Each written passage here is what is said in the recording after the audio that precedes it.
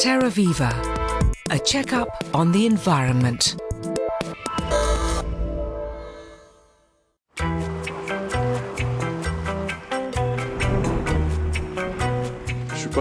I'm not sure that ski resorts are exactly a model of sustainable development.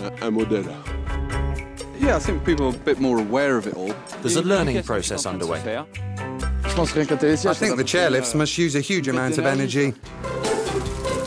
As the ski season gets underway, the burning issues combine a passion for the mountains, economic interests and the environment. The strongest critics liken the pistes to the motorways of the mountains. But more and more ski stations, like Tignes in France, are taking steps to reduce the negative impact on the environment.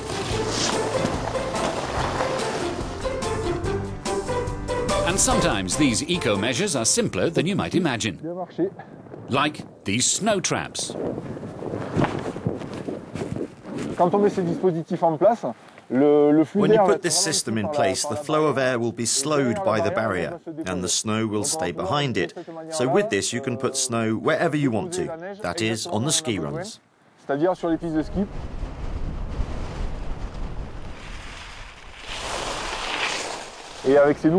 With this new method, we're able to accumulate snow 30 times the height of the barrier, so a 1.5 metre barrier accumulates 45 metres of snow behind it. But keeping the pistes smooth and accessible for skiers of all abilities has its own impact on the environment.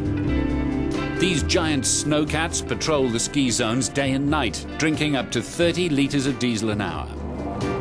The low temperatures conspire against the use of biofuels or electric motors, so the focus is on cutting consumption.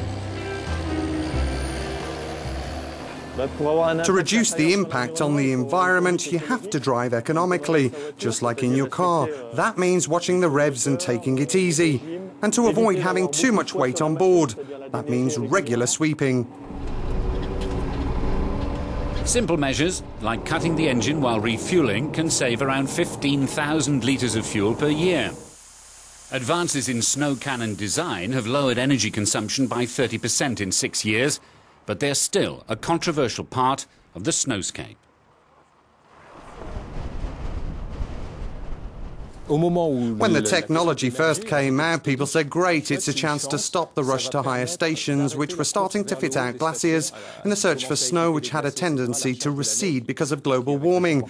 Immediately, there was a new marketing argument. They had to have more and more snow cannons, putting them everywhere.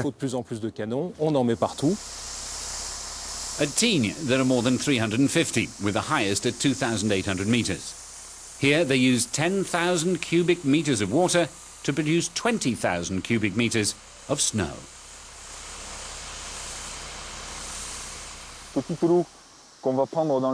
All the water we take comes from the lake, feeding the system and the network. It'll be sprayed on the slopes by the snow cannons, and then in the spring the snow will melt back to water and will run back to the same lake that we've pumped it from. So for us it has a relatively neutral impact. Ski stations are banking on the environment.